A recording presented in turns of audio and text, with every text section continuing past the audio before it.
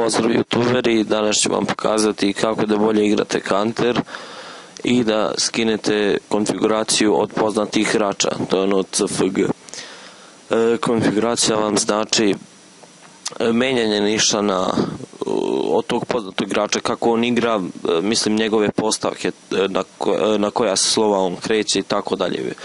Uglavnom skapirat ćete sve.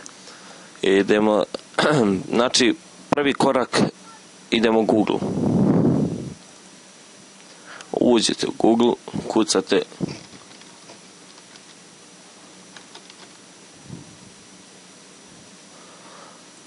Gamers CFG.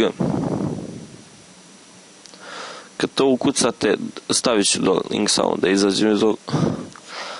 Imate ovdje puno, znači možete ovdje naći i svog omiljenog igrača. Imate puno Delpan, Modi, Frod, Zeus, Zet, Markelov, Edward, znači raznih. Nas interesuje ovo ovdje, ovo vamo ništa.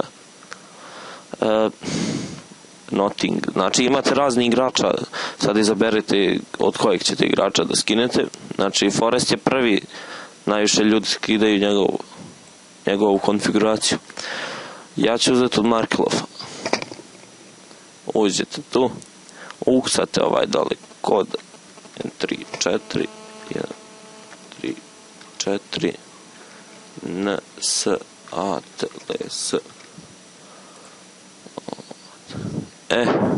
Znači da skidamo.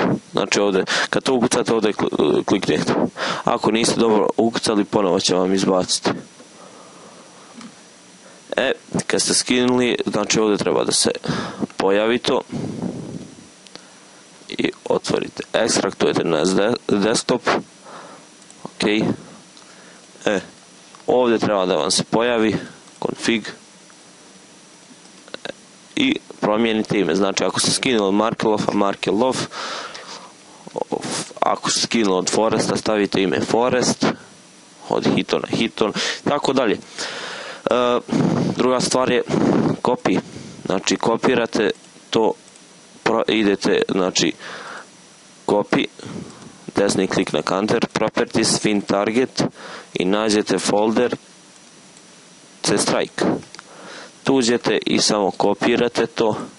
Vidite ovdje imate već svoj config, ali mi ćemo sad koristiti od Markelova, poznatijeg igrača. Sad idemo, znači uđete sad u Counter. Kada uđete u Counter, idete u bilo koji server ili bilo koju mapu. Ja ću uzeti neku mapu bez veze, samo da uđem. Znači možete bilo koji server, mapa nije loša. I šta radite? Pritisnete dugme za konzolu i kucate EX, EC i tamo, ja sam skinuo od Markelova. To je ono kad sam govorio o menjanju imena. Znači ako vam je Forest, ovdje ćete ukucati F, tamo kako ste promijenili ime, tako i kucate ovdje. Ja sam tamo promijenio na Markelov. MARKELOFF.CFG. Evo. I dobili smo sad od Markelova njegovu konfiguraciju. Pogledajte, promijenilo se pištolj u levu ruku, promijenilo se nišan, veličina nišana. Uglavnom menja se, znači on igra sa ovom konfiguracijom, tako da znate. To vam je kad kaže čiji koristiš config, tako to, uglavnom ta priča. Treća stvar je isto veoma važna za Counter, to jest ove komande koji ima Windows XP za akceleraciju miša. Stavit ću i u description. Znači kopirajte i iz descriptiona i znači copy i stavite i ovdje u target. Znači evo ja i već imam. Znači obrišete, ovdje napravite mali razmak i paste. Kad to uradite, idete ovo, pa ok. Kad ste to uradili, i zadnji korak, meni onako važan, jeste ovaj. Samo malo. Idete u control panel i ovdje miš nađete i ovo.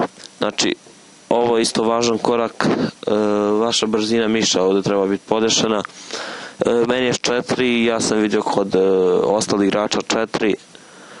Ne znam, 5-4 je savršeno za kanter, ovo drugo presporo ili prebrzo. Meni je 4, zavisi ako vam je sens, znači ako vam je sens brži u kanteru onda stavite 4, ako vam je ispod 3 onda stavite 5. Sve zavisi. To je to.